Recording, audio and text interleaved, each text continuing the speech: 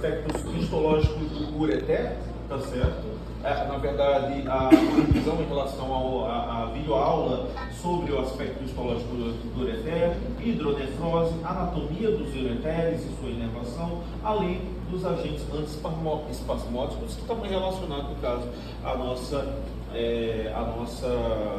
nossa medular, né? E aí, dessa forma, uma das coisas importantes em relação a esse quadro, né, é essa segunda atividade, que é a questão da inervação do ureter. Então, o ureter, ele vai ser inervado, tá certo?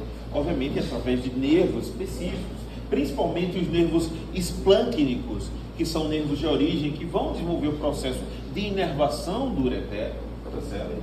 E esses nervos esplâncnicos, eles vão inervar as 3 porções do ureter. Então, de forma geral, só para a gente prosseguir, hoje a gente vai se remeter ao ureter, trabalhar o ureter, agora não no contexto de um órgão tubular que vai levar o filtrado do rim até a bexiga, não. Hoje a gente vai trabalhar os aspectos mais profundos relacionados à anatomia, à histologia, tá certo? Dele. Okay? E a primeira coisa que a gente tem que se atentar é que esse ureter, ele é dividido em 3 porções. Uma porção abdominal, que vai do rim ou da pelve renal até uma areazinha que vocês já trabalharam lá no P4, que é essa abertura pélvica superior aqui. Então, eu tenho o ureter abdominal, certo? Que vai do rim até essa abertura pélvica superior, e a partir dessa abertura pélvica superior, a formação de um outro ureter, que é o ureter pélvico. Esse ureter pélvico, ele vai até a nossa bexiga, e ao chegar à bexiga, forma-se um terceiro ureter, que é o ureter intramural. Da mesma forma que a gente tem a constituição da tubuterina intramural, da porção intramural da tubuterina, a gente vai ter uma porção intramural do ureter também em relação à nossa bexiga, tá certo? E essas 3 áreas são inervadas por 3 plexos distintos, tá certo? Ou 2 conjuntos de plexos que a gente vai poder subdividir daqui a pouquinho, mas por nervos e plexos específicos. Bora começar? Pode passar, prof? Olha só. Então eu tenho aqui os nervos esplâncnicos menor, o nervo esplâncnico imo, o nervo esplâncnico lombar e também o nervo vago, que são nervos que vão originar a inervação dessa nossa parte abdominal, o nervo esplâncnico lombar, sacral e pélvico, assim como da mesma forma que eu tenho esses mesmos nervos inervando a parte intramural. A questão é que eles surgem a partir de dois troncos, um tronco vagal, que é um tronco parasimpático, e também uma área específica da medula espinal, né, que vai dar origem à porção mais distal do parasimpático, e um tronco simpático, da onde surgem esses nervos esplâncnicos, ok? De controle, no caso das nossas vísceras. Só que esses nervos, eles vão se organizar em plexos para inervar essas porções do nosso ureter. Pode passar, prof? Os 3? Não, calma. Aqui, ó. Pode passar. Pronto. Obrigado. Ó, e aí, nesse caso, olha só aqui. Eu tenho nervo esplâncnico menor, o imo, o lombar, o vago, que vão se juntar para formar o plexo uretérico, assim como os nervos esplâncnicos lombar, sacral, pélvico, que vão se juntar para formar também o plexo uretérico, só que a porção inferior, a porção pélvica desse plexo uretérico, e o plexo vesical também, tá certo? Tranquilo? Posso passar agora? Posso? Pronto. E aí a gente vai ver isso a partir dessa imagem, tá certo? Deixa eu mostrar aqui para vocês. Ó, olha só. Então nós temos aqui o tronco vagal, o nervo vago, originando esse tronco vagal, né? E aqui a gente vai ter a presença do tronco simpático e suas ramificações que vão formar o nervo esplâncnico menor, tá certo? O nervo esplâncnico menor, o nervo, esse aqui, o nervo esplâncnico imo, certo? Aqui, ok? E o nervo esplâncnico lombar. Aqui. Que foi? Ana Paula é trabalhando. Eu tô querendo pegar a foto que eu tirei do slide, só que tá aberto. O quê? Deixa logo, continua. Peraí, deixa eu fazer uma tocar de novo. Vou tocar de novo. Não, pode ficar com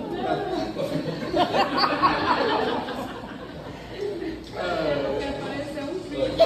Ai, apareceu um vídeo, que legal. Olha na galeria, apareceu um vídeo. Pronto. Pronto. Então, esses nervos esplâncnicos, eles se juntam, como dá para ver aqui, além do tronco simpático, vai se juntar para formar esse plexo renal, tá certo? Esse plexo renal, ele obviamente é um plexo maior, né? Mas ele se dirige ao rim e eu tenho uma parte dele que não vai para o rim, uma parte deles que se bifurca e vai para o ureter, que formando nesse caso o que nós chamamos de plexo uretérico, tá certo?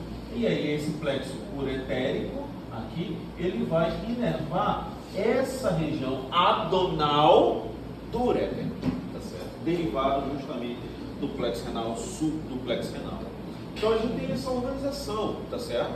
Então a inervação da parte abdominal do ureter se dá por esses nervos organizados em um plexo uretérico. Belezinha. Agora a gente vai ver a parte pélvica e a parte intramural, que eu vou observar a sua formação aqui. Então eu tenho aqui o final da medula espinal, o tronco simpático, as regiões derivadas do parasimpático, tá certo? E aqui, ó, nervo esplâncnico lombar, nervo esplâncnico sacral, nervo esplâncnico pélvico, tá certo? Eles se juntam, como dá para ver ali, formando um grande plexo que nós chamamos de plexo hipogástrico inferior. Esse plexo hipogástrico inferior, ele também vai se ramificar em dois plexos. Em um plexo que vai para o ureter, a porção mais inferior do ureter, a porção pélvica do ureter, tá certo?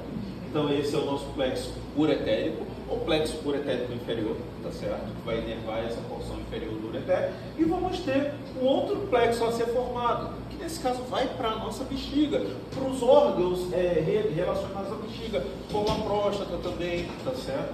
No homem, ok? Então eu tenho aqui, ó, a formação de um outro plexo, que é chamado de plexo vesical, esse daqui, que vai, ó, para a bexiga e fazer a inervação dessa áreazinha aqui, que é justamente uma área representativa do ureter intramural, tá certo? Então a gente tem essas três inervações, as três porções inervadas por três plexos distintos, tá certo? Por mais que o plexo uretérico seja dividido em superior e inferior, ok?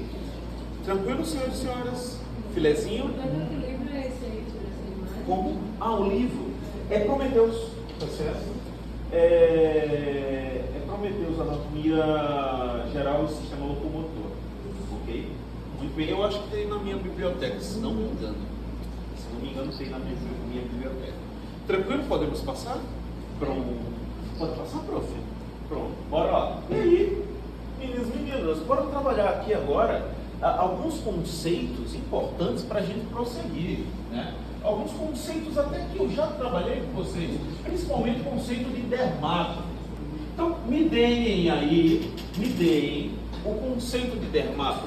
O que vocês acharam sobre dermato? O que é um dermato? Área de pele nervada por faixas ou fibras nervosas. Exatamente, uma faixa de pele, pode passar por uma faixa de pele que vai ser inervada, pode passar até o final, pode. Uma faixa de pele que é inervada por fibras sensoriais provenientes de um único segmento ou de uma única fibra nervosa, de um único nervo ou de um único segmento da medula espinal, né, que se deriva desse nervo. Então isso é um dermato, e ele vai estar muito relacionado principalmente à dor irradiada, que a gente vai trabalhar daqui a pouquinho, tá certo? A questão é que, para a diferenciação da dor irradiada, é interessante que a gente tenha esses dois conceitos em mente, da dor irradiada para a referida. Então, em relação à dor referida, a dor referida é uma sensação dolorosa que é percebida em uma área do corpo que está distante do problema real, tá certo?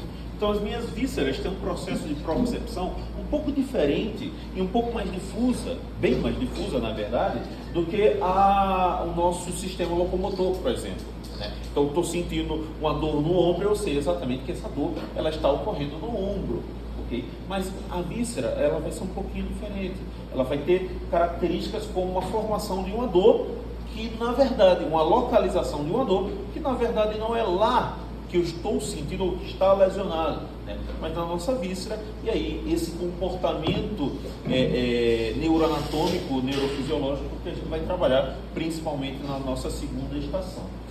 A dor irradiada geralmente é relacionada a uma dor de compressão, uma dor compressiva. Então quando eu pego e contraio e comprimo o nervo através do processo de lesão, como a síndrome do túnel do carpo, outras síndromes compressivas, isso vai desenvolver um processo de irradiação, né?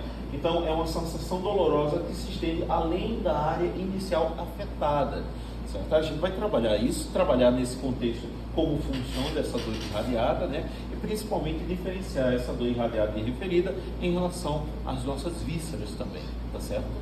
Diga? Sim. Pronto, muito bem. Tranquilo, senhores e senhoras? Belezinho? Bora para... Pode passar para você? Pronto.